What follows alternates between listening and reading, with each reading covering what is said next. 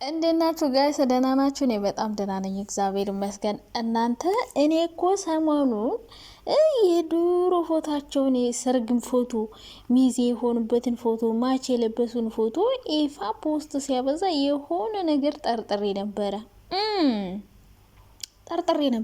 እሺ አሁን ኤፋ ሊሞሸር ነው። ከኤፋ ቀጥሎ እንግዲህ ማርክ ካልተሞሸረ ብሩክ ነው። ዊና ነበረ ትልቁ እንግዲህ ኤፍሬም ነው ዊና ነው ትልቅ አይዶ ነው። ብቻ እኔ ሰሞኑን የሰርግ ፎቶ ሲያበዙ በጣም ጠርጥሬ ያለው የሰርግ ሳይሆን የሆነ ቦታ ሚዜ ሊሄዱ ነው ምናምን የማን ሰርግ ብቻ የሆነ ሰርግ ነበር። ያኔ የተነሱትን ፎቶ ደጋግሞ እየፖስተ ነበር እና ኤፍሬም ተመስገን ወደ ራስ ተመለስክ።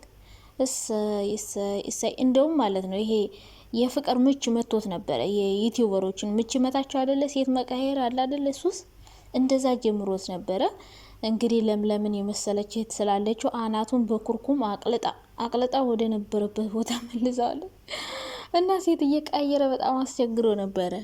እና ልክ እንደ ሌሎች ዩቲዩበሮች እፈምሳለሁ ወይ ደግሞ አሪፍ ቪው ይኖረኛል ብሎ ማለት ነው ኤፍሬም ሴት አምጥቶ ታውቃላችሁ ሆያ ብል ያጣት ነበረ። በለምለም ጥረት ነው የተመለሰ። እሱም የተመለሰው እንግዲህ ያው ፍቅረኛውን ቤተሰብ በጣም ስለሚወዳት አብራው እንድትሆን ስለሚፈልጉ እነሱ ናቸው እንግዲህ ወደዚህ የመለሱትና እንግዲህ ሽምግልና ሊላክ ይሁን ቀለበት ይሁን አላቅም፣ ብቻ ከጓደኞቹ ጋር ሆነው እንግዲህ ትናንትና ተከታታይ ቪዲዮ አለ ጠብቁ እያለ ነበረ። እሱ ያሳየው ትናንት መግቢያ እየሰራ ነበር እና እነ ብሩኬ ጓደኞቻቸው ምናምን ተሰባስበው ታውቃላችሁ። ብሩኬ የሀይሚን አንቨርሰሪ ሲያከብር እነ ኤፋ ምናምን ነበሩና ከስንት ጊዜ በኋላ አብረው ተሰብስበው ምናምን አየዋቸውና በጣም ነው ደስ ያለኝ። ግን ሙቪ ለምን አልጠራችሁት እንዴ? ሙቪ ለምን ይቀራል? የምሬ ነው። ሙቪ አልመጣም፣ ፍፄ አልመጣም። በእርግጥ ይመጣሉ ከኋላ ገና መጀመሪያ ስለሆነ ይመስለኛል። እንግዲህ ከልጅቷ ጋር ደግሞ ሀይሚ አጃቢ ናት ብዬ ነው የማስበው። አዎ ሀይሚም ትቀራለች ብዬ አላስብም። ግን ሀይሚ አብዛኛውን ጊዜ ፕሮግራም ላይ ስትገኝ አይቻት አላቅም። አብዛኛውን ጊዜ ሰው ፕሮግራም ላይ ጭራሽ አትሄድም። እነ ነፂ ክርስትና፣ ሰርግ ምናምን ብዙ ቦታ ሀይሚን አይቻት አላቅም። እኔ ሀይሚ ፕሮግራም ላይ ያየዋት የብሩኬ ወንድም ሰርግ ላይ ብቻ ነው እና ፕሮግራም ውስጥ መሄድ አትፈልግም። ምን ያላቀው ለምን እንደማፈልግ አይዶ ነው። እንግዲህ ከሰው ጋር የሆነ ግርግር የማይወድ ሰው አለ በነገራችን ላይ እና እሷ የለችም ነበር። እንግዲህ ከኋላ ከእሷ ጋር ልትኖር ትችላለች ከእያብ ጋር አጃቢ ሽምግልና ይመስለኛል። እንግዲህ እኔ አላቅም ምን እንደሆነ ግን ብቻ የሆነ ፕሮግራም እንዳለ ያስታውቃል።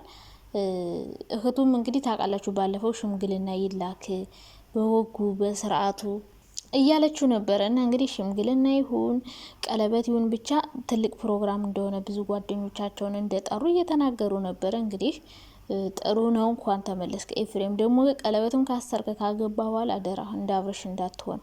እንዳብረሽ ገና ገንዘብ ያስገኝልኛል ብለህ ራስህን የሚያዋርድ ክብርን የሚነካ ስራ እንዳትሰራ ብዬ ነው የማስበው። እስከ ዛሬ ብሩኬ ብቻና ዊና ናቸው ሴት አምጥተው ፍቅረኛቸውን ለማናደድ ያልሞከሩ። ብሩኬ አምጥቷል።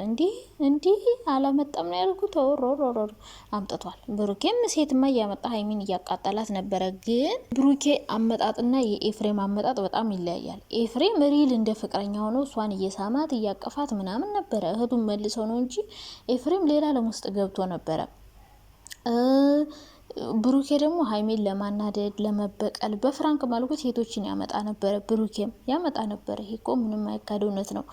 ግን ሪል አይደለም። አያቅፋቸውም፣ አይሰማቸውም ምናምን ይስማቸዋል። ግን እንዲሁ የድራማ አይነት ነገር ነውና በኋላ እውነቱን ይነግራትና ሀይሚ እንመለስ ብሎ ይቅርታ ጠይቆ ምናምን ይመልሳታል። የብሩክና የኤፍሬም ይለያል። ግን ሁለቱም አምጥተዋል። ማርክ በቃ ለይቶልታል። ማርክ ለይቶልታል። ሴት እያመጣ ቢይዛ አብራው ስትሆን አልፈልግም ይላታል። ከዛ ደግሞ ጥላው ስትሄድ ደግሞ ሌላ ህይወት አትጀምሪም ብሎ አንዴ በሽጉጥ አንዴ በቢላዋ ምናምን ያስፈራራታልና ማርክም ያው ሆኖ አለኝ። ብቻ ዊና ነው ምንም ያልተነካካ ምርጥ ጨዋለች። ዊናና ቤኪ ከስምረት ጋር የሆነ ሳሰራ ከዛ በቃ አልሰራም።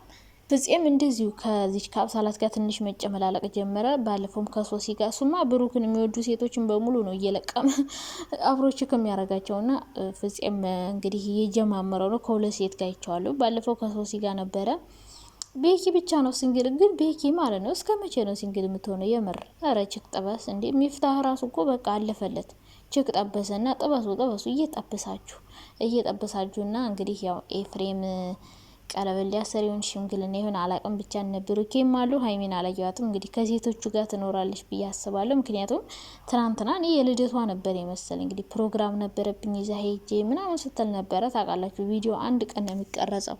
ከዛ በኋላ ነው ፓርት 1 ፓርት 2 ፓርት 3 እየተባለ የሚለቀቀው እንጂ እንትን አይደለም፣ በየቀኑ አይደለም የሚቀረጸው። እና እንግዲህ ትናንት ላይ ፕሮግራሙ ላይ ልትኖር ትችላለች። ፕሮግራሙ የሚሆነው አንድ ቀን ነው። ቪዲዮ ግን የሚለቀቅልን በየቀኑ በየተራ ነው። እና እንግዲህ ያው ጫትን ወጭ ለማካካስ ፓርት 2 ፓርት 3 ፓርት 4 እያሉ ነው የሚለቁት። ብቻ በአጠቃላይ ብሩኬም ስለ ሀይሚ እያወራ ነበረ። ለሀይሚ ፍቅሬን ከገለጽኩ በኋላ በጣም ደስተኛ ነኝ፣ ፍቅርን መግለጽ እንደዚህ ደስ ያሰኛል ምናምን እያለ ስለ ሀይሚ ሁሉ እያወራ ነበረ። እና እንግዲህ ያው ጥሩ ነው። ሁላችሁም እንግዲህ እዚህ ሀገር ከመጣው ነው ሁሉም ዩቲዩብ ላይ ማቃቸው ሲንግል ነበሩ ያኔ።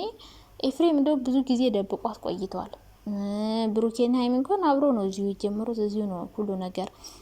ዊናም እንደዚሁ በጣም ብዙ ጊዜ ደብቋት ቆይተዋል ምናምንና በጣም ነው ደስ የምትሉት የምታምሩት። ከዚህም በኋላ ቢሆን ልክ እንደ አብረሽ እንዳትሆኑ፣ ሴት እንዳትቀይሩ። አሁን የኤፍሬም ፍቅረኛ በጣም ስርዓት ያላት በጣም ቆንጅዬ የምታምር ምናምን ሴት ናትና እችን የመሰለኝ ልጅ አተነበረ ለዩቲዩብ ቪው ብለህ ለዶላር ብለህ። በነገራችን ላይ ትክክለኛ ሰው እንደ ማግኘት እድለኝነት የለም። ሰውን በገንዘብ መገዝታችሁ አታገኙትም።